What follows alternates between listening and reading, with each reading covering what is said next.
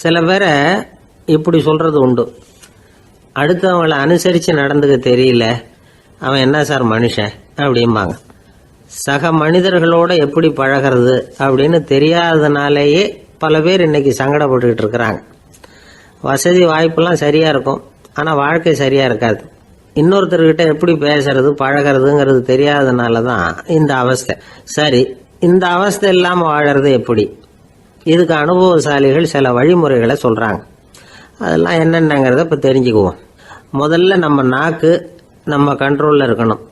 வார்த்தைகளை கொட்டிவிட்டு அதுக்கப்புறம் அள்ள முடியாமல் கிடந்து கஷ்டப்படக்கூடாது.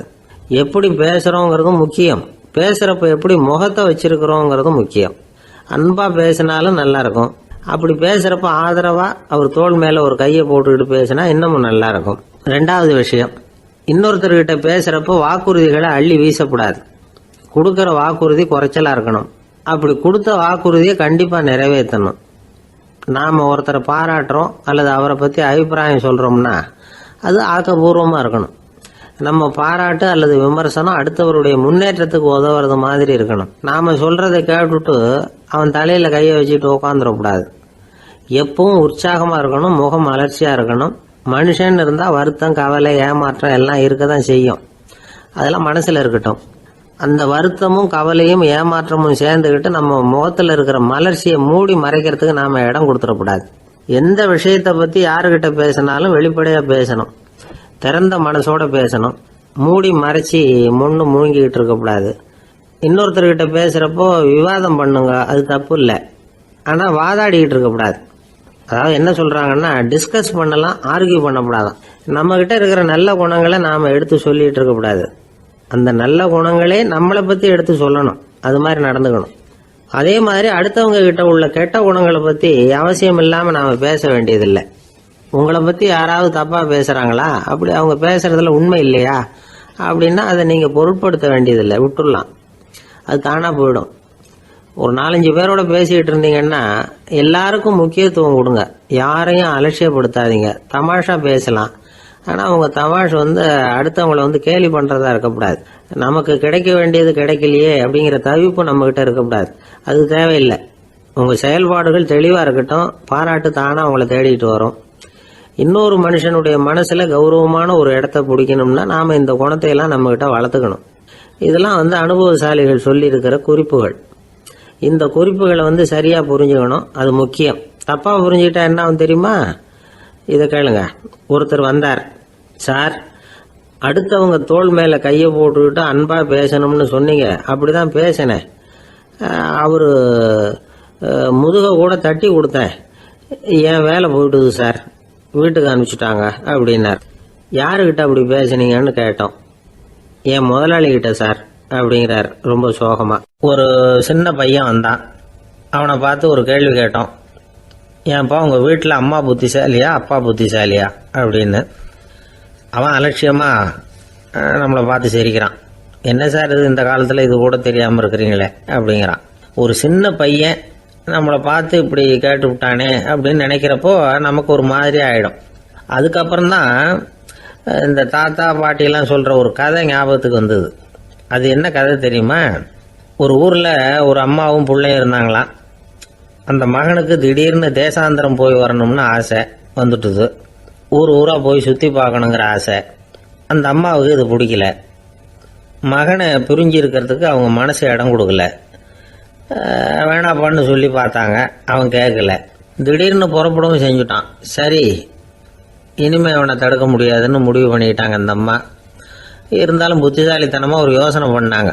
மகனை கிட்டத்தில் கூப்பிட்டாங்க, அவங்ககிட்ட சொன்னாங்க, இதை பாருப்பா, நீ தேசாந்தரம் போகிறதுன்னு தீர்மானம் பண்ணிவிட்ட, அதை நான் தடுக்கலை, போயிட்டு வந்துடும். ஆனால் போகிறதுக்கு முன்னாடி எனக்கு ஒரு வாக்குறுதி கொடுத்துட்டு போ அப்படின்னாங்க. போகிறப்போ ராத்திரியாக இருந்தாலும் பகலாக இருந்தாலும் சரி, புளிய மரத்து நிழலில் தான் தங்கணும். திரும்பி வர்றப்போ இரவும் பகலும் நீ வேப்ப மரத்து நிழல்லே தங்கணும் அப்படின்னாங்க. சரி, அப்படியே செய்கிறேன்னு சொல்லி வாக்குறுதி கொடுத்தான் பையன். புறப்பட்டு போனான். போகிற வழியில் புளிய மரத்து நிழல்லே தங்கினான், தூங்கினான். அப்படி போய்கிட்டே இருந்தான். 7ஆவது நாள் அவன் உடம்பு சுகமில்லாமல் போயிட்டுது. ரொம்பவும் பலவீனமாயிட்டான். இனிமேல் நடக்க முடியாதுங்கிற நிலைமை வந்துட்டுது. யோசிச்சு பார்த்தான், சரி இதுக்கு மேலே போக வேண்டாம் அப்படின்னு முடிவு பண்ணிட்டு திரும்பி வர ஆரம்பிச்சிட்டான். திரும்பி வர்றப்போ வழியில் வேப்ப மரத்து நிழலையே தங்கி தங்கி வந்தான். நாளுக்கு நாள் உடம்பு சரியாக வந்துட்டுது. 7வது நாள் வீட்டுக்கு வந்து சேர்றான். உடம்பு பழையபடியே கலகலப்பாயிட்டுது. பூரண சுகம். தேசாந்திரம் போன பையன் திரும்பி வந்துட்டானே அப்படின்னு அந்த அம்மா ஆச்சரியப்படலை. ஏன்னா அவங்களுக்கு தெரியும் இப்படி ஆகும்னு. பையன் சீக்கிரமாக திரும்பி வரணுங்கிறதுக்காக தான் அவங்க அந்த யோசனையை சொன்னாங்க. என்ன விஷயங்கிறதையும் அவங்களே சொன்னாங்க. மகனே, புளிய மரத்து நிழல் உடம்புக்கு உஷ்ணத்தை கொடுக்கும், சீக்கம் உண்டாக்கும். அதனால் நீ தொடர்ந்து புளிய மரத்து நிழலில் தங்கினாவே நோய்க்கு ஆளாயிட்ட. அதனால் பயணத்தை முடிச்சுக்கிட்டு திரும்பி வரணுங்கிற முடிவுக்கு வந்துட்ட. திரும்பி வர்றப்போ நீ தங்கினது வேப்ப மரத்து நிழல். அது உடம்புக்கு குளிர்ச்சியை தரக்கூடியது, நோயை தீர்க்கக்கூடியது. அதனால் சுகமாக வீட்டுக்கு சேர்ந்துட்ட.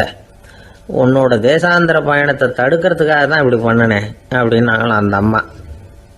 பார்த்தீங்களா அம்மாவோட புத்திசாலித்தனத்தை? அப்பாவாக இருந்தால் இப்படியா பண்ணுவார்? ஒரு அப்பா பையன்கிட்ட 10 ரூபா கொடுத்து இதை எடுத்துக்கிட்டு அடுத்த ஊருக்கு போய் அங்கே இருக்கிற மாமா கிட்ட இதை கொடுத்துட்டு வாடா, வழியில் எங்கேயாவது மரத்தடியில் படுத்து தூங்கி விடாதே அப்படின்னு எச்சரிக்கை பண்ணி அனுப்புனாராம். பையனுக்கு எச்சரிக்கையாக வாழறது எப்படிங்கிறத கற்றுக் கொடுக்கறதுக்காக இப்படி பண்ணார். அவன் பணத்தை வாங்கிக்கிட்டு போனான். அப்பா சொன்னதை மறந்துட்டு ஒரு மரத்தடியில் படுத்து தூங்கிட்டான். அவனுக்கு தெரியாமல் அவன் பின்னாடியே போன அப்பா அவன் கையில் இருந்த அந்த 10 ரூபாயை நைஸாக எடுத்துகிட்டு வந்துட்டார்.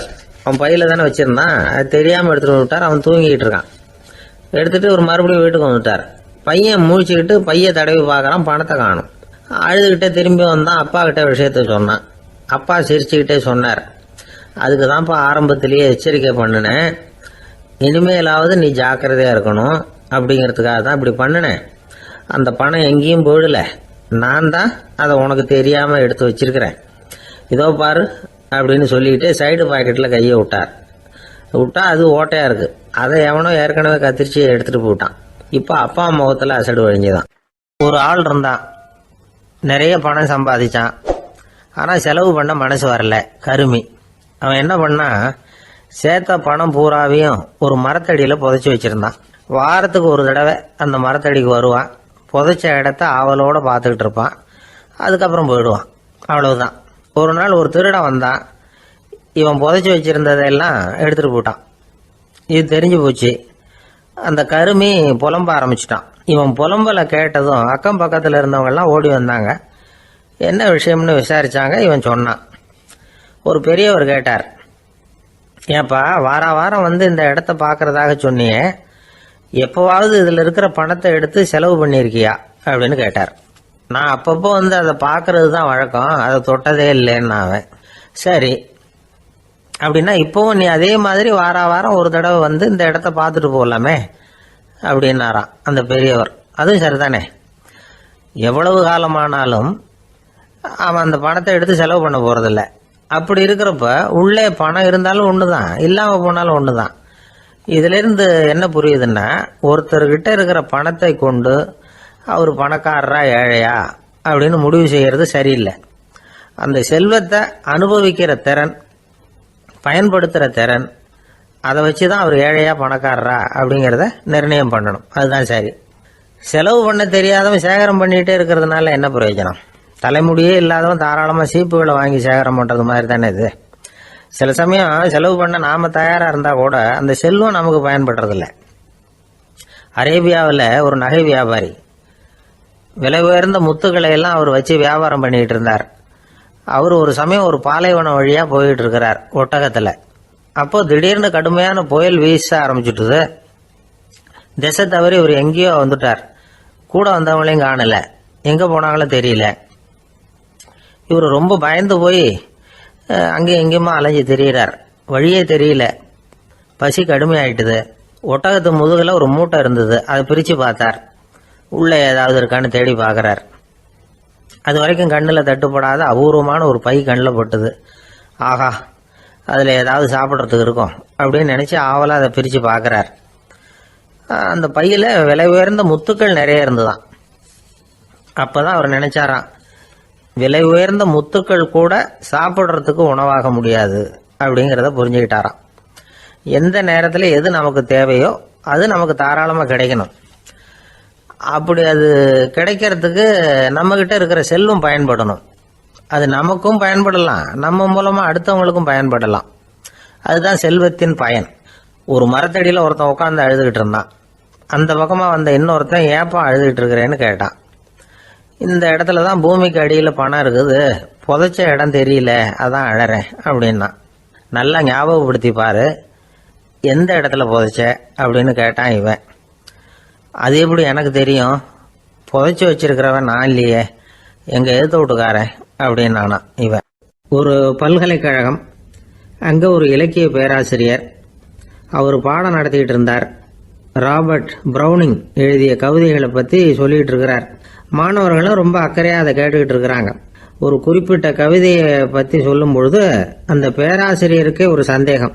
அதாவது அந்த கவிதையின் சரியான அர்த்தம் என்னங்கிறதுல சந்தேகம். பேராசிரியர் யோசனை பண்ணார். அந்த கவிதையை முழுசாக புரிஞ்சிக்க முடியல. அதனால் மாணவர்களை பார்த்து சொன்னார், மாணவர்களே, ஒரு நாள் பொறுத்துங்க, இந்த கவிதையை எழுதின கவிஞர் எங்கள் வீட்டுக்கு பக்கத்தில் தான் இருக்கிறார். இன்னைக்கு சாயந்தரம் நான் அவரை நேரிலேயே போய் பார்க்குறேன். பார்த்து இதுக்கு என்னங்க அர்த்தம்னு கேட்டுட்டு வந்துடுறேன். அதுக்கப்புறம் உங்ககிட்ட சொல்கிறேன் அப்படின்னாராம். அன்னைக்கு சாயந்தரமே அந்த பேராசிரியர் கவிஞரை தேடிக்கிட்டு போயிட்டார். கவிஞர் அவங்க வீட்டில் அவர் பாட்டு உட்காந்துருந்தாராம். இவர் போய் அவர் முன்னாடி உட்காந்தார். அப்புறம் கேட்டார், ஐயா, அந்த கவிதையின் முழு பொருள் என்னன்னு தெரிஞ்சுட்டு போகிறதுக்காக வந்திருக்கிறேன் அப்படின்னாராம். எந்த கவிதை அப்படின்னாராம் அவர். இவர் அந்த கவிதையை சொல்லியிருக்கார். கவிஞர் கொஞ்சம் யோசனை பண்ணிவிட்டு அப்புறம் சொன்னாராம், பேராசிரியரே, நீங்கள் கொஞ்சம் தாமதமாக வந்துட்டீங்கன்னாராம். இவருக்கு ஒன்றும் புரியல. நீங்கள் என்ன சொல்கிறீங்க, நான் தாமதமாக வந்துட்டேன்னா? நீங்கள் தான் உயிரோடு இருக்கிறீங்களே, அப்படி இருக்கும்பொழுது நான் தாமதமாக வந்துட்டேன்னா அது எப்படி அப்படின்னு இவர் குழம்பி இருக்கிறார். இப்போ கவிஞர் சொன்னாராம், ஐயா, நான் உயிரோடு இருக்கிறேன்னா இல்லையாங்கிறது முக்கியம் இல்லை. நான் அந்த கவிதை வரிகளை எழுதினப்போ 2 பேருக்கு அதோட அர்த்தம் தெரிஞ்சிருந்தது. இப்போ ஒரே ஒருத்தருக்கு தான் அதோட அர்த்தம் தெரியும் அப்படின்னாராம். பேராசிரியர் யோசனை பண்ணியிருக்கார். அப்படின்னா அந்த ஒருத்தர் கவிஞர் ராபர்ட் ப்ரௌனிங்கை தவிர வேற யாரா இருக்க முடியும்? இவர் தான் அப்படிங்கிறத அவர் மனசில் நினச்சிக்கிட்டார். அதனால சொன்னார், ஐயா, நான் தாமதமாக வரல, அந்த கவிதையின் பொருள் என்ன அது சொல்லுங்கன்னார். பேராசிரியரே, நான் சொல்றது உங்களுக்கு புரியலன்னு நினைக்கிறேன். நான் இந்த வரிகளை எழுதினப்போ 2 பேருக்கு அதோட அர்த்தம் தெரிஞ்சிருந்தது. அந்த 2 பேர் யாருன்னா, ஒருத்தர் ராபர்ட் ப்ரௌனிங், அதாவது நான், இன்னொருத்தர் கடவுள். இப்போ அது கடவுளுக்கு மட்டும்தான் தெரியும். நானே இதை பற்றி பல தடவை யோசனை பண்ணி பார்த்தேன். இது ரொம்ப அழகானது, ஆனாலும் ரொம்ப வழுக்கலானது. அதை பிடிச்சிட்டோம்னு நினச்சிக்கிட்டு இருக்கும் பொழுதே காற்று மாதிரி அது உங்ககிட்ட இருந்து ஓடி போயிடுது. எனக்கு ரொம்பவும் வருத்தமாக தான் இருக்குது. நிச்சயமாக நான் தான் இந்த வரிகளை எழுதியிருக்கிறேன். அதில் அர்த்தம் இருக்குங்கிறது எனக்கு தெரியும், அதை நான் உணர்றேன். ஆனால் நீங்கள் என்னை மன்னிக்கணும், எனக்கே கூட அதை என்னால் விளக்க முடியல. அப்படி இருக்கும் பொழுது உங்களுக்கு எப்படி அதை நான் விளக்க முடியும் அப்படின்னாரா அந்த கவிஞர். அனுபவிக்கப்படக்கூடிய எல்லாமே விளக்கப்படக்கூடிய ஒன்றல்ல, விளக்கப்படும் எல்லாமே அனுபவிக்கப்படக்கூடிய ஒன்றல்ல அப்படிங்கிறது ஞானிகளுடைய கருத்து. அதுக்காக தான் அந்த சம்பவம். வாழ்க்கையில் நீங்கள் தொடர்ந்து ஆய்வு செய்து கொண்டே இருக்கக்கூடிய விளக்கங்களை ஒருபோதும் அடைய முடியாத பரிமாணங்கள் இருக்கிறதுனால தான் அது அலுப்பு தட்டாமல் இருக்குது. உங்களால் நிறைய அனுபவிக்க முடியும், இருந்தாலும் நீங்கள் அனுபவித்து அறிந்த விஷயங்கள் கூட வார்த்தைகளால் விளக்கப்பட முடிவதில்லை அப்படிங்கிறது பெரியோர் சிந்தனை. இதெல்லாம் ஒரு பக்கம் இருக்கட்டும். நமக்கு தெரிஞ்ச பேராசிரியர் ஒருத்தர் 1 மணி நேரம் ரொம்ப விவரமாக வகுப்பு எடுத்தார். கடைசியாக சொன்னார், மாணவர்களே, ரொம்பவும் எளிமையாக விளக்கமாக எல்லா விவரமும் சொல்லியிருக்கிறேன். அதனால் இதில் உங்களுக்கு சந்தேகம் வர்றதுக்கு வாய்ப்பே இல்லை. இருந்தாலும் கேட்க வேண்டிய கடமை கேட்குறேன். இது வரைக்கும் நடத்தினதில் யாருக்காவது ஏதாவது சந்தேகம் உண்டா அப்படின்னு கேட்டாராம். எனக்கு ஒரே ஒரு சந்தேகம்தான் சார் அப்படின்னு எழுந்திரிச்சு நிற்கிறான் ஒருத்தன். என்னன்னு கேட்டாராம். இது வரைக்கும் நீங்கள் என்ன பாடம் சார் நடத்துனீங்க அப்படின்னானா அவன். பந்திக்கு முந்தர ஆசாமிகள் நம்மள பல பேர் உண்டு. அப்படி முந்தறதுக்கு கூட முயற்சி பண்ணுறவங்க நிறைய பேர் இருக்கிறாங்க. இதில் என்ன ஒரு விஷயம்னா, பந்திக்கு முந்தறது கூட தப்பு இல்லை. ஆனால் அப்படி ஒரு விருந்தில் ஆளாக போய் உட்காந்து சாப்பிட்டா கூட வெளியில் வர்றப்ப என்ன பெரிய விருந்து வச்சுட்டான், சாம்பாரில் உப்பு இல்லை, ரசத்தில் காரம் இல்லை அப்படின்னு குறை சொல்லிகிட்டே வர்றது இருக்கு பாருங்க. அது சரியில்லை, நாகரிகமும் இல்லை. கல்யாண பத்திரிகையில் என்ன போட்டிருக்குது, என் பொண்ணுக்கும் இன்னார் பையனுக்கும் கல்யாணம், எல்லாரும் குடும்பத்தோடு வந்திருந்து மணமக்களை ஆசீர்வதிக்கணும், இப்படி தானே போட்டிருக்கோம். குடும்பத்தோடு விருந்து சாப்பிட்டு சாப்பாடு எப்படி இருக்குன்னு அபிப்பிராயம் சொல்லிவிட்டு போங்க அப்படின்னா போட்டிருக்கு கல்யாண பத்திரிகையில். ஒருத்தர் வீட்டு விசேஷத்துக்கு போயிருக்கோம்னா எவ்வளவோ அசௌகரியங்கள் நமக்கு ஏற்படலாம். ஏராளமான கூட்டம் வந்திருக்கும். எல்லாரையும் அவங்க வந்து தனித்தனியாக கவனிச்சுக்கிட்டு இருக்க முடியாது. நாம தான் அனுசரித்து நடந்துக்கணும். நாமளா போய் வாழ்த்த வேண்டியவங்களை வாழ்த்தி விட்டு வந்து சேரணும். அதை விட்டுட்டு பத்திரிக்கை கொடுத்தானேன்னு போனேன், கவனிப்பே சரியில்லை அப்படின்னு புலம்பிக்கிட்டு இருக்கக்கூடாது. ஒரு விருந்துக்கு போனால் அங்கே எப்படி நடந்துக்கணும் அப்படிங்கிறத பற்றி கூட அனுபவசாலிகள் சில விவரங்கள்லாம் சொல்லியிருக்கிறாங்க. இந்த காலத்தில் கல்யாணம், பிறந்த நாள், அது இதுன்னு நிறைய விருந்துகள் நடக்குது.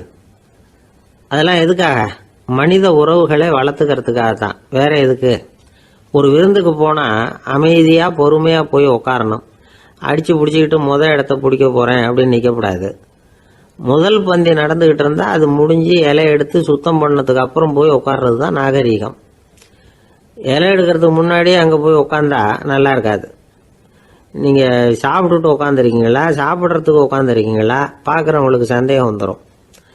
அதே மாதிரி இலையில எல்லா ஐட்டமும் பரிமாறினதுக்கு அப்புறம் சாப்பிட ஆரம்பிக்கணும். ஒவ்வொரு ஐட்டமாக வைக்க வைக்க நாம் பாட்டுக்கு எடுத்து உள்ளே தள்ளிகிட்டே இருந்தோம்னா எதை வச்சோம் எதை வைக்கலன்னு பரிமாறினவரே குழம்பி போயிடுவார். ஏன்னா எப்போ பார்த்தாலும் இலை காலியாகவே இருக்கும்.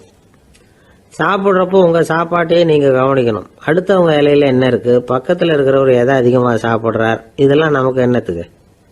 எல்லாரும் சாப்பிட்டு முடிக்கிற வரைக்கும் பொறுமையாக இருக்கிறது தான் நல்லது. நீங்கள் மட்டும் திடீர்னு பாதியில் எழுந்திரிச்சு பக்கத்தில் இருக்கிறவங்களுக்கு சங்கடமாக இருக்குமேங்கிறதெல்லாம் யோசிக்காமல் நீங்கள் பாட்டு எழுந்திரிச்சு போகக்கூடாது. பக்கத்தில் உள்ளவங்க உங்களை எழுந்திரிக்க சொன்னால் எழுந்திரிச்சு போகலாம். விருந்துகளில் சாப்பாட்டை வீணாக்கிறதே ஒரு நாகரிகமாக போட்டுது இந்த காலத்தில். சாப்பாட்டுக்கே கஷ்டப்பட்டுக்கிட்டு பல பேர் இந்த உலகத்தில் இருக்கிறப்போ சாப்பாட்டை வீணாக்கிறது எவ்வளோ பெரிய மோசங்கிறத நினச்சி பார்க்கணும். வேணுங்கிற அளவுக்கு கேட்டு வாங்கி சாப்பிட்றது தான் முறை. விருந்தில் இந்த பஃபே அப்படின்னு சொல்லி ஒரு முறை சொல்கிறாங்கல்ல, அதாவது உணவு வகைகளையெல்லாம் பொதுவாக ஒரு இடத்துல வச்சுடுறது, நமக்கு தேவையானதை நாமே எடுத்துட்டு ஒரு தட்டில் போட்டுக்கிட்டு சாப்பிட வேண்டியது. இதில் கூட சில பேர் தேவைக்கு அதிகமாக எடுத்து போட்டுக்கிட்டு வீணாக்குறாங்க. சில சமயம் வந்து கடைசியாக சாப்பிட போகிறவங்களுக்கு எல்லா ஐட்டமும் கிடைக்காம போகலாம். அதை போய் பெருசு பண்ணிகிட்டு இருக்கக்கூடாது. என்ன சார் இந்த அளவுக்கு கூடவா நாகரிகம் தெரியாமல் இருக்கிறோம், இதை போய் பெருசாக சொல்ல வந்துட்டீங்களே அப்படின்னு நினைக்கலாம்.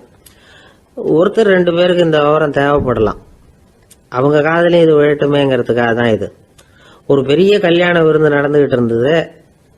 விருந்து மண்டபத்து வாசலில் ஒருத்தர் நின்றுக்கிட்டு வர்றவங்களையெல்லாம் ரொம்ப மரியாதையாக வணங்கி உள்ளே அனுப்பி வச்சுக்கிட்டு இருந்தார். எப்படி தெரியுமா? வர்றவங்க கையெல்லாம் பிடிச்சி முத்தம் கொடுத்து அதுக்கப்புறம் உள்ளே அனுப்பி வச்சுக்கிட்டு இருந்தாராம்.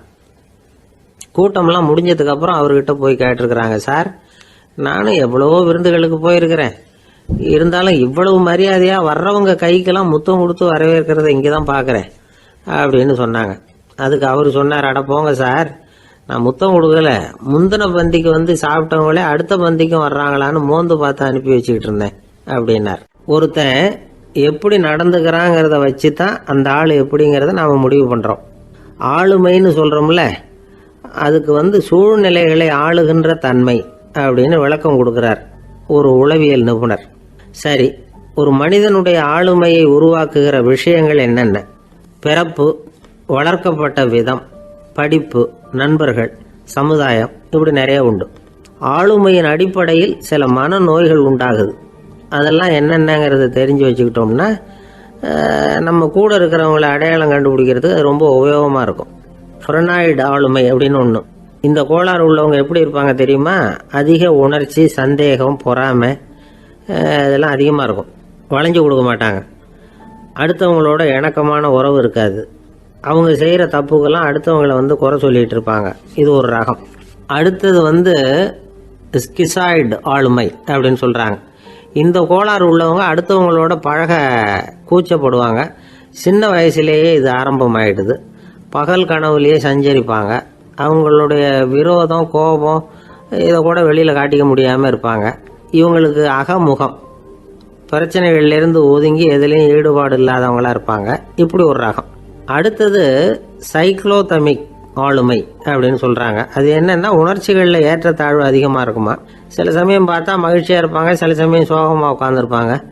அவங்க மனநிலைக்கு தகுந்த மாதிரி சமூக நிகழ்ச்சிகளில் பங்கெடுத்துக்குவாங்க. இன்னொரு வகை என்னென்னா எண்ணப்பீடிகை ஆளுமை அப்படின்னு பேர் வச்சிருக்கிறாங்க. அதுக்கு இவங்களுக்கெல்லாம் கரெக்டாக இருக்கணும், எல்லாம் சட்டத்திட்டம் எதுலேயும் ஒரு ஒழுங்குமுறை, இப்படி எதிர்பார்க்குற மனோபாவம். இவங்க எதிர்பார்ப்புக்கும் அரண்முறைக்கும் மற்றவங்க கட்டுப்படணும்னு நினைப்பாங்க. இந்த நிலைமை நீடிச்சா என்ன ஆகும் தெரியுமா? அலைக்கழிக்கிற எண்ணங்கள் திரும்ப திரும்ப ஒரே செயலை செய்ய தூண்டுற மன தளர்ச்சிக்கு ஆளாயிடுறாங்க. அடுத்தது ஹிஸ்டீரியா ஆளுமை. சின்ன விஷயத்தையெல்லாம் பெருசுபடுத்தி நாடகமாக்குற நடிகர்கள் இவங்க.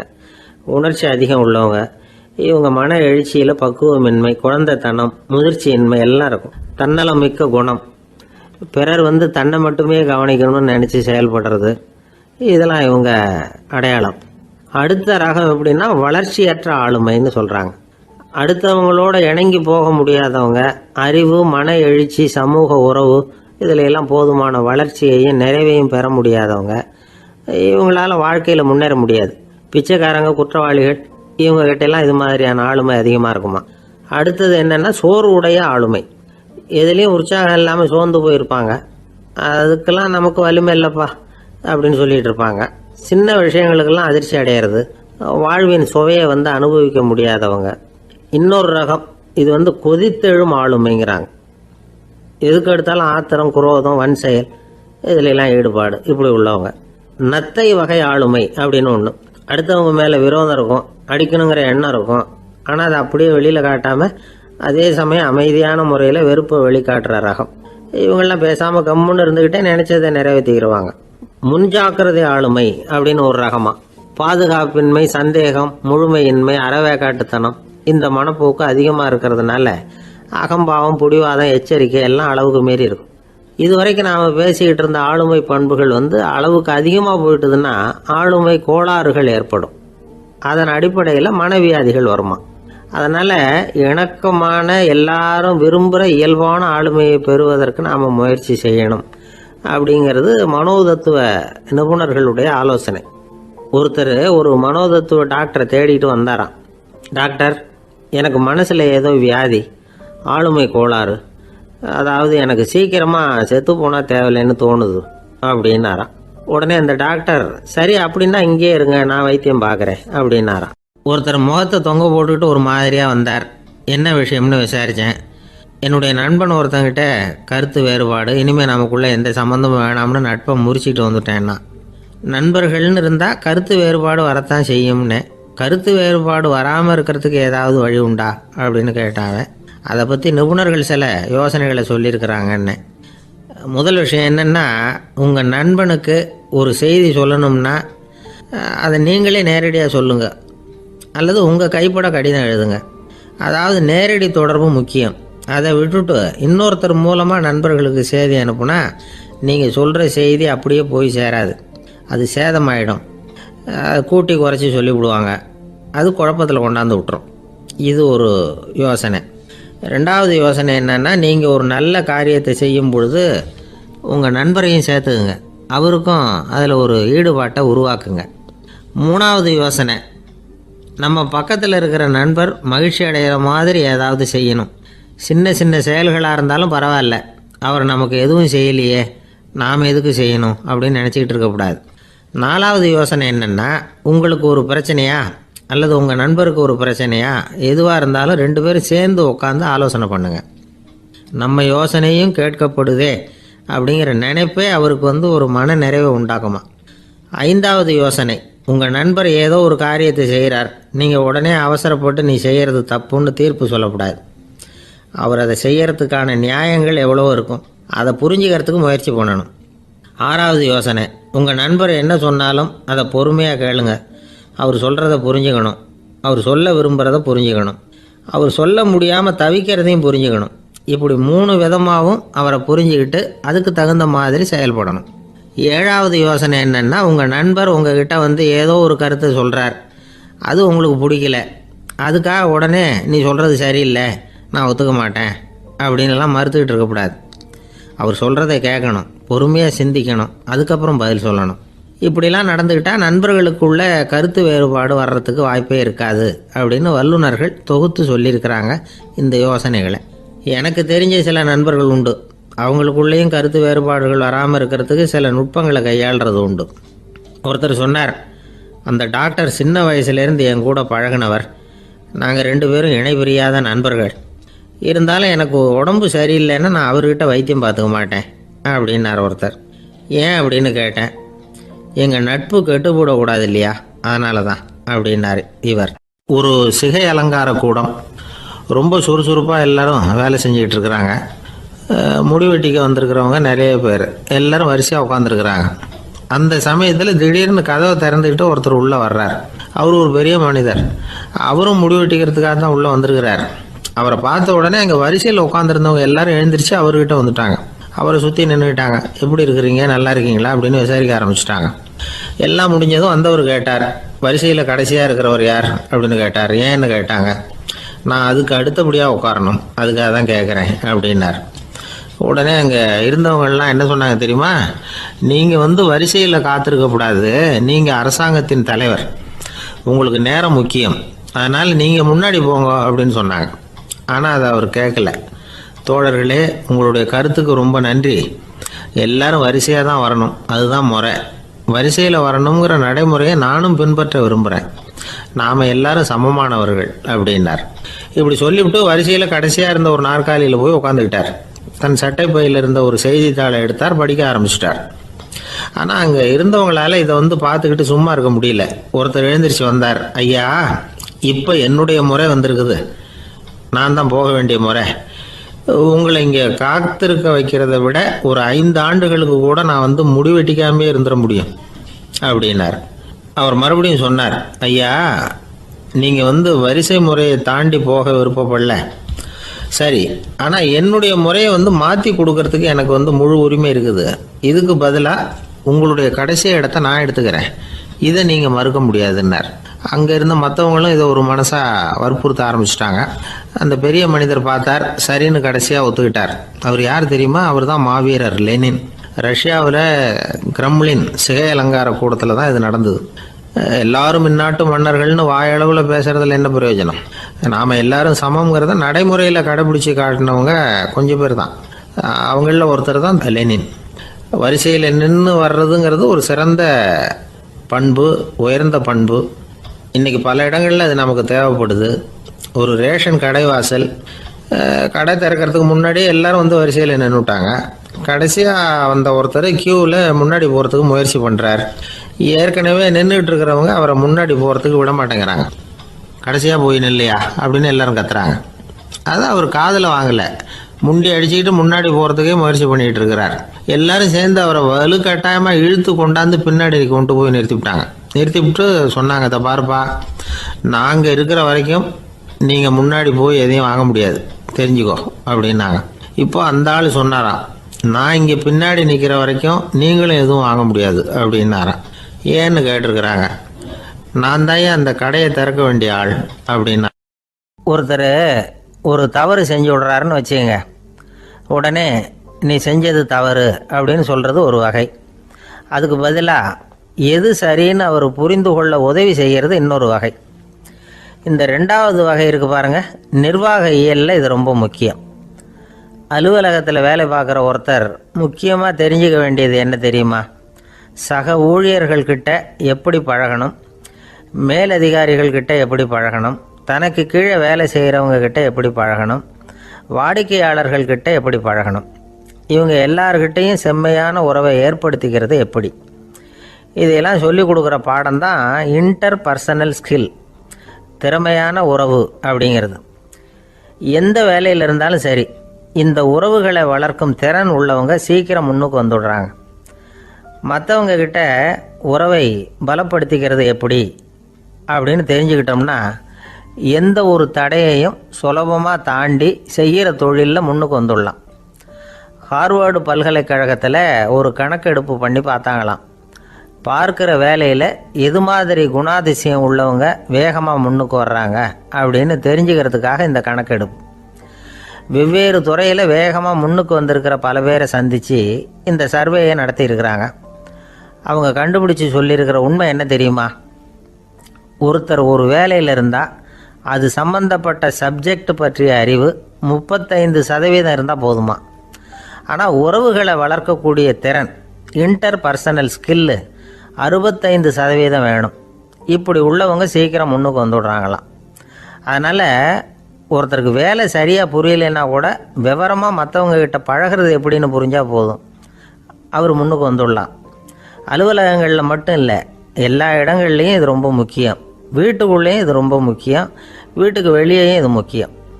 அடுத்தவங்க கிட்ட பழகிறது எப்படிங்கிறத தெரிஞ்சுக்காதவன் வாழ்க்கையில் முன்னேற முடியாது. இன்னைக்கு ஆயுதங்களால் காயப்படுத்தி கொள்ளுகிறவர்களை விட வார்த்தைகளால் காயப்படுத்தி கொள்ளுகிறவர்கள் தான் அதிகம். பெரியவங்க என்ன சொல்கிறாங்க தெரியுமா? நீங்கள் இந்த பூமியில் பிறந்ததன் அர்த்தம் பூர்த்தி ஆகணும்னா அடுத்தவங்களுக்கு உதவி பண்ணுங்க. அடுத்தவங்களுக்கு உதவி செய்ய முடியாவிட்டால் கூட பரவாயில்லை, ஆனால் யாரையும் புண்படுத்தி விடாதீங்க அப்படின்னு சொல்கிறாங்க. எனக்கு தெரிஞ்ச ஒருத்தர் ஒரு அலுவலகத்தில் வேலை பார்க்குறார். அவர் சொல்லுவார், எனக்கு இந்த இன்டர்பர்சனல் ஸ்கில் ரொம்ப அதிகம் சார். சக ஊழியர்கள்கிட்ட ரொம்ப சுமூகமாக நடந்துக்குவேன். என் கூட வேலை பார்க்குற ஒருத்தருக்கு ஏதாவது ஒரு கஷ்டம்னா அந்த சமயத்தில் அவர் செய்ய வேண்டிய வேலையை நான் செஞ்சுருவேன் சார் அப்படிம்பார். நான் அவர்கிட்ட சமீபத்தில் அப்படி ஏதாவது செஞ்சுருக்கீங்களா அப்படின்னு கேட்டேன்.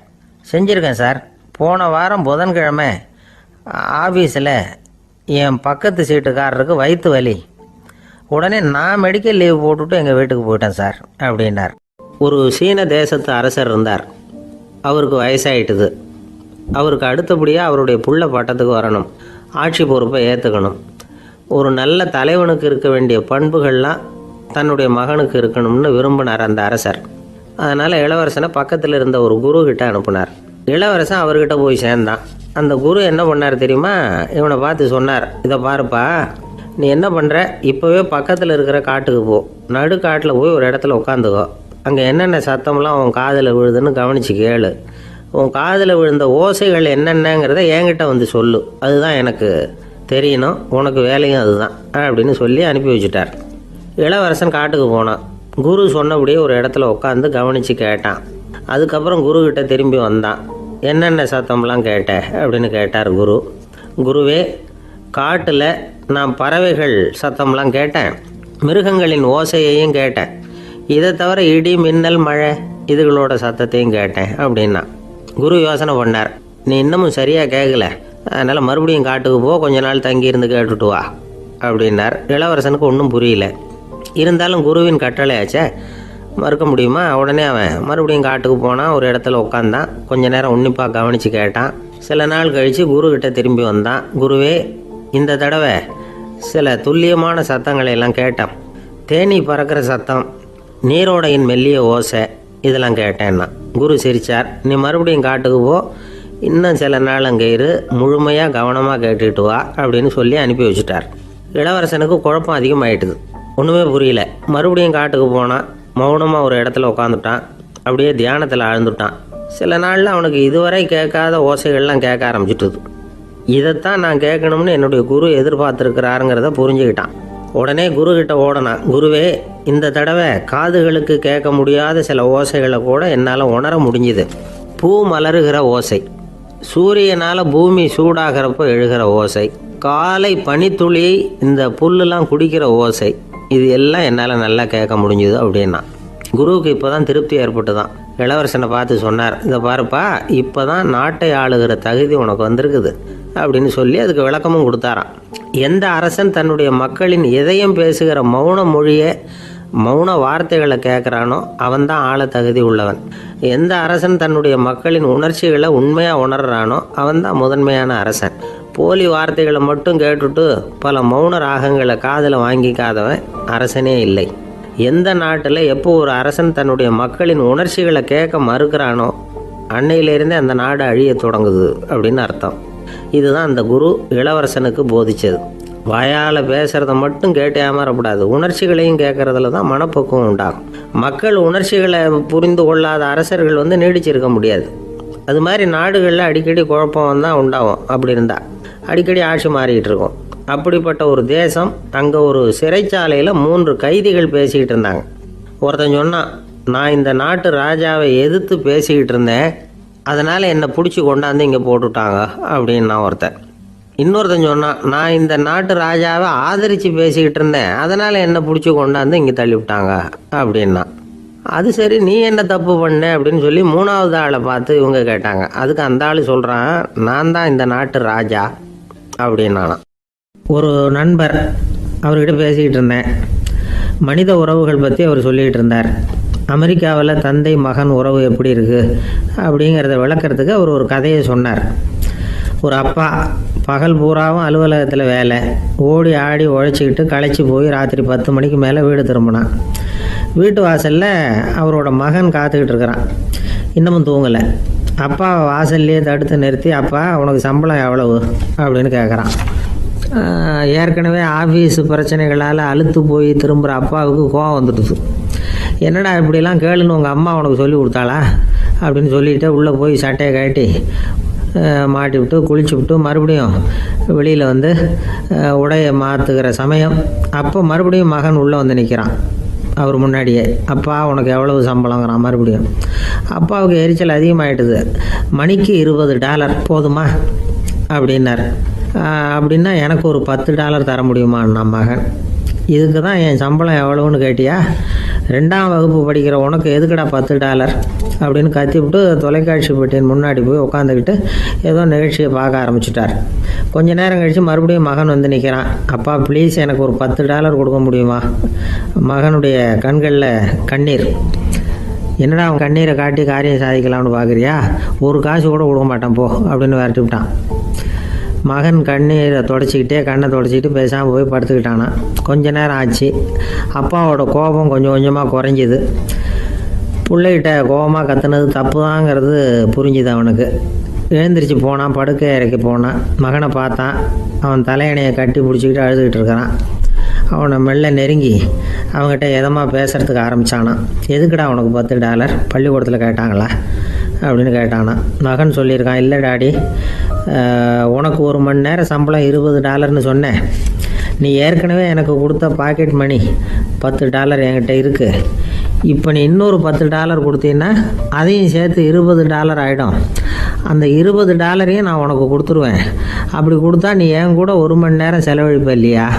அதுக்காக தான் $10 கேட்டேன் அப்படின்னு சொன்னானான். அந்த அப்பா கண்ணு கலங்கி போச்சான். ஆதரவோடு தன்னுடைய மகனை கட்டி பிடிச்சி அழ ஆரம்பிச்சிட்டாராம். இதுதான் நண்பர் சொன்ன கதை. அமெரிக்கா மட்டும் இல்லை, உலகம் பூராவும் இன்றைக்கி மனித உறவுகள் இப்படி தான் மாறிட்டு இருக்கு. பெரியவர்கள் அறிவுரை என்ன தெரியுமா? உங்கள் குழந்தைகளிடமிருந்து குழந்தை பருவத்தை பிரித்து விடாதீர்கள் அப்படிங்கிறது தான். அதாவது இன்றைய குழந்தைகள் தங்கள் பிருந்தாவனத்தை இழந்து விடுகிறார்கள் அப்படிங்கிறது அவங்களுடைய கருத்து. இந்த நிலைக்கு நாம் காரணமாக இருந்துடக்கூடாது. குழந்தைகளோட விளையாடுவோம், குடும்பத்தோடு உறவாடுவோம் அப்படிங்கிறது தான் நம்முடைய நோக்கமாக இருக்கணும். இன்றைய உறவு முறைக்கு இன்னொரு உதாரணம் சொல்லுவாங்க. ஒருத்தர் வந்தாராம். அவர் பக்கத்தில் ஒரு சின்ன பையன். நாம் அவரை விசாரிக்கிறோம், யார் இந்த பையன் அப்படின்னா அவர் சொல்கிறார், இவன் எனக்கு தூரத்து உறவு அப்படின்னாராம். இந்த தூரத்து உறவுன்னா எப்படின்னு இருக்கான். இதுக்கு அவன் சொல்லியிருக்கிறான், இவன் எங்கள் அப்பாவுக்கு 8வது பிள்ளை அப்படின்னானான். கணவன் மனைவி அன்பாக இருக்கணும், ஒருத்தர் நல்லா புரிஞ்சுக்கணும், விட்டு கொடுக்குற மனப்பான்மை வேணும். அதுதான் ஒரு நல்ல குடும்பம். இன்றைக்கி பல குடும்பங்களில் அர்த்தமில்லாத சண்டைகள் தான் அதிகம். கிராமப்புறங்களில் வேடிக்கையாக ஒரு கதை சொல்லுவாங்க. ஒரு ஊரில் ஒரு ஆள் இருந்தான். வேலை வெட்டி இல்லாமல் சும்மாவே இருந்தான். அவனுக்கு கல்யாணம் பண்ணி வச்சாங்களாம். மனைவி வந்து சேர்ந்தா. சும்மாவே உட்காந்துருக்கிறியே, ஏதாவது சம்பாதிக்கிற வழியை பாரு அப்படின்ட்டுருக்கா. அதுக்கு தான் யோசனை பண்ணிகிட்டு இருக்கிறேன், ஒரு அருமையான ஐடியா அப்படின்னானா. என்ன அது சொல்லு அப்படின்ட்டுருக்கா. அவன் ஒரு ஆட்டுக்குட்டி வாங்க போகிறேன்னு இருக்கான். அதை வாங்கி என்ன பண்ண போகிறேன்னா, அந்த குட்டி வளரும், பெருசாகும், அதுக்கப்புறம் அது நிறைய குட்டி போடும் அப்படின்ட்டுருக்கான். சரி, அப்புறம் என்ன, அதையெல்லாம் சந்தையில் கொண்டுட்டு போய் விற்றுவிட்டு அந்த காசுக்கு ஒரு எருவு மாடு வாங்கலாம். சரி, அது எதுக்கு? எருவு மாடு நிறைய பால் கொடுக்கும், அதை கொண்டுகிட்டு போய் பால் பண்ணையில் கொடுப்பேன், அல்லது நானே விற்றுருவேன், கை நிறைய காசு கிடைக்கும். அதுக்கப்புறம் ஒரு பசுமாடு வாங்குவேன், பாலையும் விற்கலாம், நாமளும் காய் போட்டு சாப்பிட்லாம், இப்படிலாம் சொல்லியிருக்கான். அப்போ அந்த பொண்ணு சொல்லிச்சான், அடுத்த தெருவில் இருக்கிற எங்கள் அம்மா வீட்டுக்கும் கொஞ்சம் பால் கொடுத்து அனுப்பலாம் அப்படின்ட்டுருக்கா அந்த பொண்ணு. இந்த இடத்துல கணவனுக்கு கோவம் வந்துட்டுது. அதே எப்படி உங்கள் அம்மா வீட்டுக்கு எதுக்கு கொடுக்கணும், அதெல்லாம் முடியாதுன்றிருக்கான். இந்த இடத்துல சண்டை ஆரம்பமாயிட்டுது. கொஞ்ச நேரத்தில் 2 பேரும் சத்தம் போட ஆரம்பிச்சிட்டாங்க. கடுமையான சண்டை நடக்கிறத பக்கத்து வீட்டுக்காரன் காதில் வாங்கினான். அவன் ஓடியாந்தான். அவனுக்கு தெரியும், வாங்காத மாட்டுக்காக இப்படி சண்டை போட்டுக்கிட்டு இருக்கிறாங்கங்கிறது அவனுக்கு புரியும். அவன் ஓடி வந்து சொன்னான், ஏண்டா உன்னோட பசுமாட்டை ஒழுங்காக கட்டி போடக்கூடாதான்ருக்கான். என்னடா சொல்கிறேன்னா, இவன் உன் மாடு என் தோட்டத்தில் வந்து மேய்ஞ்சுட்டுது, பயிரெலாம் நாசமாயிட்டுது, 10,000 ரூபா அளவுக்கு சேதம், அதை வாங்கிட்டு போகிறதுக்கு தான் வந்தேன், குடுறா 10,000 நானா. இவன் அரண்டு போயிட்டான். அப்புறம் சொன்னான், டே நான் இன்னும் மாடே வாங்கலையே, அதுக்குள்ளே அது வந்து எப்படிடா உன் தோட்டத்தில் மேயும், என்னடா வளர்றேன்ருக்கான். நீ தாண்டா இப்போ உளறிக்கிட்டு இருக்க, மாடே வாங்கலை, அதுக்குள்ளே எப்படிடா வந்து உன்னுடைய மனைவி அவங்க அம்மா வீட்டுக்கு பால் கொடுத்து அனுப்ப முடியும் அப்படின்னு அவன் கேட்டானா. நம்மளால இப்போ தான் புத்தி வந்துதான், அர்த்தமே இல்லாத சண்டை போட்டுக்கிட்டு இருக்கிறோம் அப்படிங்கிறத அவன் புரிஞ்சுக்கிட்டானான். இது நம்ம முன்னோர்கள் சொல்லியிருக்கிற ஒரு கதை. சண்டையில் தான் அர்த்தம் இல்லையே தவிர கதையில் அர்த்தம் உண்டு. அதாவது இல்லாத விஷயங்களுக்காக சண்டை போட்டுக்கிட்டு இல்லறத்தை வீணாக்கிக்கிட்டு இருக்கிற மனிதர்கள் இன்றைக்கு நிறைய பேர் இருக்கிறாங்க. ஒருத்தன் தன்னுடைய மனைவியை பற்றி மாமனார்கிட்ட புகார் சொன்னானா, மாமா உங்கள் பொண்ணு அர்த்தமில்லாத சண்டை போடுறா, எதுக்கு எடுத்தாலும் எடுத்தெறிஞ்சு பேசுகிறா அப்படின்ட்டுருக்கான். நீ எப்படி மாப்பிள்ளை அதை சமாளிக்கிற அப்படின்னு கேட்டிருக்காரு அவர். அவள் எடுத்தெறியறது என் மேலே படாமல் ஒதுங்கி நின்றுக்கிறேன் அப்படின்னு நானா இவன். ஒரு பெரியவர்கிட்ட பேசிக்கிட்டு இருந்தேன். அவர் என்கிட்ட ஒரு கேள்வி கேட்டார். திருடர்கள் எத்தனை வகை தெரியுமா உனக்கு அப்படின்னார். இதுதான் அவர் கேட்ட கேள்வி. எதுக்காக என்ன பார்த்து அந்த கேள்வி கேட்டார தெரியல. இருந்தாலும் நான் அவருக்கு பதில் சொன்னேன். திருடர்களில் எத்தனையோ வகை உண்டுங்க. கார் திருடன், சைக்கிள் திருடன், முகமூடி திருடன், எப்படி சொல்லிகிட்டே போகலாம். இருந்தாலும் என்னுடைய சிற்றறிவுக்கு எட்டின வரையில் திருடர்களை 2 வகையாக பிரிக்கலாம் அப்படின்னு நினைக்கிறேன். ஒன்று ராத்திரியில் திருடுற திருடன், இன்னொருத்தன் பகலில் திருடுற திருடன். அதாவது பகல் திருடன், ராத்திரி திருடன் அப்படின்னு பெரியவர் சிரித்தார். என்ன சிரிக்கிறீங்களே, என்ன கள்வர்கள் 4 வகை அப்படின்னு ஆரம்பித்தார். எப்படின்னு கேட்டேன். சாப்பாட்டுக்கு இல்லாமல் திருடுறாங்க பாருங்க, அது ஒரு வகையான். சாப்பாட்டுக்கு இருந்தும் திருடுறாங்க பாருங்க, அது ஒரு வகையான். இதை தவிர இன்னும் ஒரு 2 வகை திருட்டு உண்டு. அது என்னன்னா, ஆண்டவன்கிட்ட இருந்து நாம திருடுற திருட்டு, இன்னொன்று என்னன்னா நம்ம கிட்ட இருந்து ஆண்டவன் திருடுற திருட்டு அப்படின்னார். எனக்கு ஒன்றும் புரியல. என்ன சார் இது, ஆண்டவனையே திருடன்னு சொல்றீங்களே அப்படின்னு ஆச்சரியமா. ஆமாங்க, ஆண்டவனை கல்வன்னு சொல்றது இல்லையா. காஞ்சிபுரத்துக்கு பக்கத்தில் திருக்கார்வனம் அப்படின்னு ஒரு ஊர் இருக்கு. அங்கே உள்ள பெருமாளுக்கு கல்வர்னு தான் பேர். அது மட்டும் இல்லை, திருமங்கையாழ்வார் தம்முடைய திரு நெடுந்தாண்டகத்தில் கார்வனத்துள்ளாய் கல்வா அப்படின்னு தான் அழைக்கிறார் அப்படின்னு நிறைய உதாரணம்லாம் சொல்ல ஆரம்பித்தார்.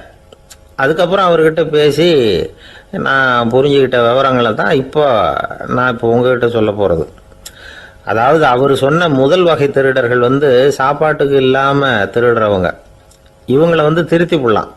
சாப்பாட்டுக்கு இருந்தும் பணம் சேர்க்கணுங்கிற ஆசையால் பொய் கணக்கெல்லாம் எழுதுறாங்க பாருங்க, அவங்க தான் 2வது வகை. 3வது வகை திருட்டு தான் மிகப்பெரிய திருட்டு. இறைவனுக்கு சொந்தமானதை நம்முடையதுன்னு நினைக்கிற திருட்டு. எது இறைவனுக்கு சொந்தமானது அப்படின்னா ஆத்மா.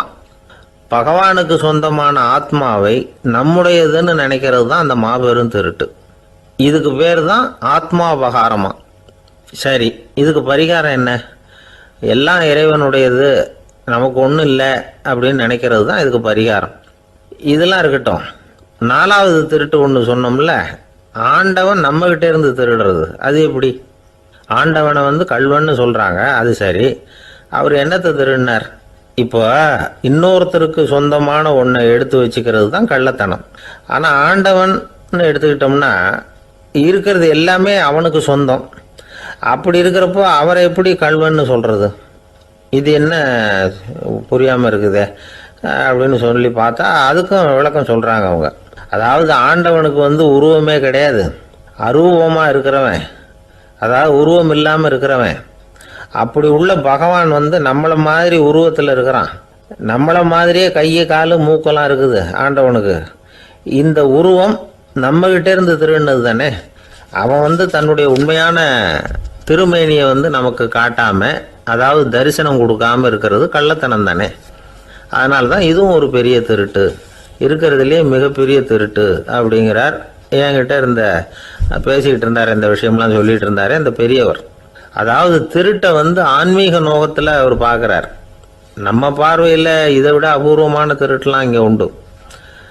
அபூர்வமான திருடர்களும் உண்டு. ஒரு திருடன் சிறையிலிருந்து விடுதலையாகி வெளியில் போனான். கொஞ்ச நாளில் மறுபடியும் திரும்பி ஜெயிலுக்கு வந்துட்டான். அப்போது சிறை அதிகாரி அவனுக்கு அறிவுரை சொன்னாராம். ஏன்பா இப்படி அடிக்கடி தப்பு பண்ணிவிட்டு ஜெயிலுக்கு வந்துடுறியே, உனக்கு சொந்த பந்தம் எதுவும் இல்லையா? உனக்கு அப்பா, அண்ணன், தம்பிகள் அவங்க கூட எல்லாம் சேர்ந்து வாழணுங்கிற ஆசை இல்லையா அப்படின்னு கேட்டிருக்கார். அவங்களோட சேர்ந்து வாழணுங்கிற ஆசை எனக்கு நிறைய உண்டுங்க சார் அப்படின்னு அவன். அப்புறம் எதுக்கு இப்படி ஜெயிலுக்கு வந்துடுற அப்படின்னாரான் அவர். அவங்க எல்லாருமே இங்கே தானே சார் இருக்காங்க அப்படின்னு அவன். ஒரு ஊரில் ஒரு துறவி இருந்தார், புத்த சமய துறவி. அந்த ஊர் மன்னன் அவரை பற்றி கேள்விப்பட்டிருக்கான். ஒரு நாள் புறப்பட்டு போனான், துறவியின் பாதங்களை தொட்டு வணங்கினான். அதுக்கப்புறம் சொன்னான், ஐயா, நான் உங்களை அரண்மனைக்கு அழைச்சிட்டு போகிறதுக்காக வந்திருக்கிறேன். இனிமேல் நீங்கள் இங்கே எதுக்கு இருக்கணும் அப்படின்னானா. அவன் மனசுக்குள்ளே என்ன நினைப்புன்னா, இவர் எங்கே வர போகிறாரு, நான் ரொம்ப எளிமையானவன், எனக்கு எதுக்கு அரண்மனை வாசம்னு சொல்லி விடுவார் அப்படின்னு நினச்சிருக்கான். ஆனால் அந்த துறவி என்ன பண்ணார் தெரியுமா? அப்படியா, சரி போகலாம், வா, போய் உன் ரதத்தை கொண்டுட்டு வா, அரண்மனைக்கு போகும்பொழுது அதுக்கு தகுந்த மாதிரி ஆடம்பரமாக போகணும் அப்படின்னு விட்டாரான். துறவி இப்படி சொன்னதும் அந்த மன்னனுக்கு மனசுக்குள்ளே சந்தேகம் வந்துட்டுது. இவர் உண்மையிலேயே துறவி தானா, ஏமாத்து பேர் வழி மாதிரி தெரியுதே அப்படின்னு நினச்சிருக்கான். இருந்தாலும் இனிமேல் என்ன பண்ணுறது, சொல்லியாச்சு. ரதத்தை கொண்டுகிட்டு வந்தான். துறவி ஏறி உக்காந்தார். பக்கத்தில் ராஜா. அவர் ரொம்ப உற்சாகமாக வரார். இவன் ரொம்ப சோர்ந்து போய் வரான். துறவி மரத்தடியிலேயே வாழ்ந்து பழக்கப்பட்டவர், அரண்மனையில் எளிமையாக ஒரு இடத்துல உட்காந்துக்குவார் அப்படின்னு நினச்சான். ஆனால் அப்படி இல்லை. அரண்மனைக்கு வந்த உடனே அந்த துறவி அதை கொண்டுட்டு வா, இதை கொண்டுட்டு வான்னு சொல்லி உத்தரவு போட ஆரம்பிச்சுட்டார். அரண்மனையில் இருந்தால் அரசனை மாதிரி இருக்கணும் அப்படிங்கிறார். ராத்திரி பூரா சௌரியமாக தூங்கினார். பகலில் அரண்மனை தோட்டத்தில் உலாவ வேண்டியது, நீச்சல் குளத்தில் குளிக்க வேண்டியது, இப்படியே பொழுது போக்கிட்டு இருக்கிறார். அந்த அரண்மனையில் துறவி மகிழ்ச்சியாக இருக்கிறார். மன்னனால் அப்படி இருக்க முடியல.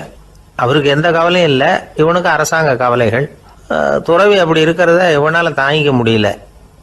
ஒரு நாள் அவர்கிட்டயே போய், நான் உங்ககிட்ட கொஞ்சம் பேசணும்னு நானா. துறவி பார்த்தார். நான் இந்த அரண்மனைக்கு வரும்பொழுதே நீ என்னமோ என்கிட்ட கேட்கணும்னு நினைச்ச, ஏன் காலதாமதம், நீ அனாவசியமாக உன்னையே தொந்தரவு பண்ணிட்டு இருக்கிற, நீ கவலையாக இருக்கேங்கிறது எனக்கு புரியுது. நான் மரத்தடியில் இருந்தப்போ கூட என்னை அடிக்கடி சந்திச்சுக்கிட்டு இருப்பேன், ஏதாவது விளக்கம் கேட்கறது உண்டு. இங்கே வந்த பிறகு என்னை சந்திக்கிறது கூட அபூர்வமாக போயிட்டுது. நீ இப்போ என்ன கேட்க போறேங்கிறது எனக்கு தெரியும், இருந்தாலும் கேள் அப்படின்னாராம். வேற ஒன்றும் இல்லைங்க, இப்போ உங்களுக்கும் எனக்கு என்ன வித்தியாசம், 2 பேரும் அரண்மனையில் தான் இருக்கிறோம். நீங்கள் மகிழ்ச்சியாக இருக்கிறீங்க, நான் அப்படி இருக்க முடியல. இவ்வளவுக்கும் நீங்கள் முன்னாடி இருந்தது மாதிரி இல்லை.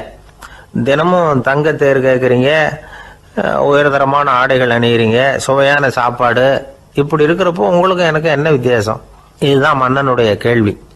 இதுக்கு பதில் சொல்கிறேன், என் கூட புறப்பட்டு வா, இந்த நகரத்துக்கு வெளியில் போவோம் அப்படின்னு சொல்லி அரசனை கூப்பிட்டுக்கிட்டு ஊர் எல்லைக்கு சேர்ந்தார் துறவி.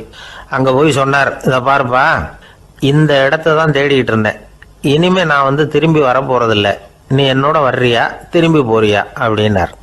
நான் எப்படிங்க உங்கள் கூட வர முடியும், என்னுடைய நாடு, என்னுடைய சொத்துக்கள், மனைவி மக்கள் எல்லாத்தையும் விட்டுட்டு எப்படிங்க வர்றதுன்னா. இப்போ அந்த துறவி சொன்னார், இப்போ வித்தியாசத்தை தெரிஞ்சுக்கிட்டியா, நான் அரண்மனையில் இருந்தேன், எல்லா வித பொருள்களும் உடையவனா இருந்தேன், ஆனால் எதையும் சொந்தம் கொண்டாடுறவனா இருக்கல. ஆனால் நீ அப்படி இல்லை, எல்லாத்தையும் சொந்தம் கொண்டாடிக்கிட்டு இருக்கிற, இதுதான் நமக்குள்ள வித்தியாசம் அப்படின்னு சொன்னார். அரண்மனை ஆடைகளை அப்படியே கலைஞர் அரசங்கிட்ட கொடுத்தார். உன்னுடைய ஆடைகளை நீயே வச்சுக்கோன்னார்.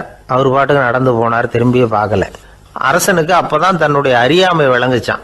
இதுல இருந்து நாம புரிஞ்சுக்க வேண்டியது என்னன்னா, இந்த உலகத்துல எத்தனையோ பொருள்கள், அதையெல்லாம் முறையா பயன்படுத்தினா மகிழ்ச்சி, அதை விட்டுட்டு அதுக்கெல்லாம் சொந்தம் கொண்டாட ஆரம்பிச்சா கவலை. நம்ம ஆட்கள் சொந்தம் கொண்டாடுற விதமே தனி. ஒரு ஆளு இன்னொருத்தங்கிட்ட ஒரு கொடை கடன் வாங்கியிருந்தான், திருப்பி கொடுக்கல. கொடையை கொடுத்தவன் கேட்டான், என்கிட்ட கடன் வாங்கினிய கொடை, அதை கொஞ்சம் திருப்பி தர்றியான்னா. அது உனக்கு இப்போ அவசரமா தேவைப்படுதா அப்படின்னு கேட்டான் இவன். எனக்கு தேவைப்படல, அந்த கொடையை நான் யாருக்கிட்ட வாங்கியிருந்தேனோ அவனுக்கு இப்போ அது அவசரமா தேவைப்படுது அப்படின்னானா அந்த ஆள். ஒரு ஊர்ல ஒரு புகழ்பெற்ற பத்திரிகையாளர் இருந்தார். அவர் ஒரு நாள் திடீர்னு இறந்து போயிட்டார். அதுக்கப்புறம் நேராக சொர்க்கத்துக்கு போனார். சொர்க்கத்தின் வாசல்ல நின்றுகிட்டு இருந்த ஒருத்தர் அவரை தடுத்தார். இதை பாரு, ஏற்கனவே இங்கே 12 பத்திரிகையாளர்கள் இருக்கிறாங்க, அவங்களுக்கே இங்கே வேலை இல்லை. அதுக்கு என்ன காரணம்னா, சொர்க்கத்தில் திடுக்கிடும் செய்திகள்லாம் ஒன்றும் கிடையாது, அப்படி என்ன இருக்க போகுது, இங்கே எல்லாம் அது ஒழுங்காக நடந்துகிட்டு இருக்கோம். எல்லாம் ஒழுங்காக நடந்தால் பத்திரிகைகளுக்கு சுவாரஸ்யமான கொலை கொள்ளை தீ வைப்பு இது மாதிரி எதுவும் இங்கே இல்லை. ஏற்கனவே இங்கே இருக்கிறவங்க எல்லாரும் மரத்தடியில் உட்காந்துக்கிட்டு தியானம் பண்ணிகிட்டு இருக்கிறாங்க. அந்த ஒரே செய்தி தான் தினமும் இங்கே வந்துக்கிட்டு இருக்குது. அதை படிக்கிறதுக்கே இங்கே ஆள் கிடையாது. அதனால் நான் என்ன சொல்கிறேன்னா, நீ பேசாமல் நரகத்துக்கே போயிடு. அங்கே எவ்வளவோ நிகழ்ச்சிகள் நடந்துக்கிட்டு இருக்கு. அங்கே தான் அதிகமான பத்திரிகையாளர்கள் தேவைப்படுறாங்க. அங்கே உனக்கு நிறைய வேலை இருக்கும். அதை செய்கிறதில்ல நீயும் மகிழ்ச்சியாக இருக்கலாம் அப்படின்னு சொன்னாராம். அங்கே அந்த சொர்க்கத்தின் வாசலில் நின்றுக்கிட்டு இருந்தவர். இந்த பத்திரிகையாளர் அங்கேயே நின்று கொஞ்சம் யோசனை பண்ணார். இவருக்கு சொர்க்கத்திலே இருக்கணும்னு தான் ஆசை. அதனால் மெதுவாக அவர்கிட்ட பேசினாராம். ஐயா, என்னை ஒரு 24 மணி நேரம் இங்கே உள்ளே இருக்கிறதுக்கு அனுமதி கொடுங்க. இங்கே இருக்கிற பல பத்திரிகையாளர்களை எனக்கு தெரியும். அவங்களில் சில பேரை சமாதானப்படுத்தி மெதுவாக பேசி நரகத்துக்கு அனுப்பி வச்சுட்றேன். நான் இங்கே இருந்துக்கிறேன். உங்கள் கணக்குப்படி 12 பேருக்கு மேலே இங்கே தாண்டாது. அப்படி பார்த்துக்கிறேன் அப்படின்னாராம். அவரும் யோசனை பண்ணி பார்த்துட்டு, சரி அப்படியே உனக்கு அனுமதி கொடுக்குறேன். ஆனால் ஒரு விஷயம், 24 மணி நேரம் தான் அனுமதி, அதுக்குள்ளே எல்லாம் நடக்கணும் அப்படின்ட்டுருக்கார். சரின்னு சொல்லிவிட்டு இந்த பத்திரிகையாளர் உள்ளே போனார். யோசனை பண்ணார். திட்டம் போட்டு ஒரு பொருளையை கிளப்பி விட்டார். சக பத்திரிகையாளர்கள் எல்லாம் கூப்பிட்டு சொன்னாராம், இந்த பாருங்கள், நரகத்தில் ஒரு பெரிய தினசரி பேப்பரை கொண்டுகிட்டு வர்றதுக்காக திட்டம் போட்டுக்கிட்டு இருக்காங்க. அதுக்கு பல அதிகாரிகள் தேவைப்படுறாங்க. நிறைய சம்பளம் கிடைக்கும். யார் யாரெல்லாம் நரகத்துக்கு போக ஆசைப்படுறாங்களோ அவங்கெல்லாம் போகலாம் அப்படின்னு ஒரு பொருளையை கிளப்பி விட்டார். 24 மணி நேரம் கழித்து வாசல் பக்கம் போனார். அங்கே இருந்தவர்கிட்ட எத்தனை பேர் வெளியேறினாங்கன்னு விசாரிச்சாராம். அப்போ அவர் இவரை, நீ வெளியே போகக்கூடாது, முதல்ல உள்ளே தான் இருக்கணும் அப்படின்னு தடுத்தாராம். அப்புறம் சொன்னாராம், நீ சொன்ன செய்தியை கேட்டதும் இங்கே இருந்த எல்லா பத்திரிகையாளர்களுமே நரகத்துக்கு போயிட்டாங்கப்பா, உள்ளே யாருமே இல்லை, அதனால் நீ உள்ளே இருக்கலாம் அப்படின்னாராம். இதை கேட்டதும் இந்த பத்திரிகையாளரே குழம்பி போயிட்டார். ஒருவேளை உண்மையிலேயே நரகத்தில் புதுசாக பத்திரிகை ஏதாவது ஆரம்பிக்க போகிறாங்களோ அப்படின்னு அவரே நினைக்க ஆரம்பிச்சிட்டாராம். அப்புறம் சொன்னாராம், ஐயா என்னை விட்டுருங்க, நான் நரகத்துக்கே போயிடுறேன், அங்கே ஏதோ விசேஷம் இருக்கணும் அப்படின்னாராம். இல்லைன்னா இத்தனை பேரும் ஒட்டு மொத்தமாக அங்கே போகிறதுக்கு சான்ஸே இல்லை, என்னை தடுக்காதீங்கன்னு கெஞ்ச ஆரம்பிச்சிட்டாராம். மற்றவங்க நம்பணுங்கிறதுக்காக ஒரு பொருளையை கிளப்பி விட்டார். கடைசியில் தானே அந்த பொருளைக்கு ஆளாயிட்டார். அதாவது பிறரை ஏமாற்றிய அவரது மனம் கடைசியில் அவரையே ஏமாற்ற ஆரம்பிச்சுட்டு பாருங்க. நீங்கள் இப்படி அடுத்தவங்களை ஏமாத்துறதுக்கு உங்கள் மனசை பழக்கப்படுத்துறீங்க, ஆனால் கடைசியில் அதனால் நீங்களே ஏமாற்றப்படுகிறீர்கள் அப்படிங்கிறது பெரியவர்களுடைய புத்திமதி. அதனால் உங்கள் மனசுக்கிட்ட ரொம்ப எச்சரிக்கையாக இருங்கோ அப்படிங்கிறாங்க. நம்ம ஆளுங்க அங்கே போய் என்ன சொல்லுவாங்கன்னா, இந்த பாரு அங்கே போகாத இங்கே போகாதன்னு பயமுறுத்துறது உண்டு. சில பேர் அங்கே பேய் இருக்குது, பிசாசு இருக்குது அப்படின்னு பொருளையை கிளப்பி விடுறது உண்டு. இருட்டு நேரம் காட்டு வழியாக ஒருத்தன் போய்கிட்டு இருக்கிறான். அங்கே பேய் பிசாசு நடமாட்டம் இருக்கிறதாக வதந்தி. இவன் பயந்துக்கிட்டே வேகமாக போகிறான். காடு முடிஞ்சு மெயின் ரோட்டுக்கு வந்து சேர்ந்தான். அப்பாடா, ஒரு பஸ்ஸு நின்றுக்கிட்டு இருக்கு தனியாக. இருட்டில் லேசாக தெரிஞ்சுது. ஓடி போய் ஏறி உள்ளே உட்காந்துக்கிட்டான். பயந்துக்கிட்டே போனவன் அப்புறம் தான் தெரியுது உள்ளே யாருமே இல்லை, டிரைவரும் இல்லை, கண்டக்டரும் இல்லை, வேற யாரும் இல்லை. இவனுக்கு பேய் பயம் அதிகமாக போட்டுது. ஏன்னா நடு ராத்திரி. இந்த நேரம் பார்த்து அந்த பஸ்ஸு தானே நகர ஆரம்பிச்சுதான். இவனுக்கு இன்னும் பயம் அதிகமாக போட்டுது. ஏன்னா டிரைவர் சீட்டு காலியாக இருக்குது, பஸ்ஸு நகருது. இவன் உடம்பு பூரா நடுங்க ஆரம்பிச்சுட்டுது. வீல்னு கத்தலாமான்னு பார்த்தான். அந்த நேரம் பார்த்து அவன் தோளில் ஒரு கை விழுந்துதான். திடுக்கிட்டு திரும்பி பார்த்துருக்குறான். அங்கே டிரைவர் நிற்கிறார். அவர் சொன்னாராம், ஏன்பா ஏற்கனவே பஸ்ஸு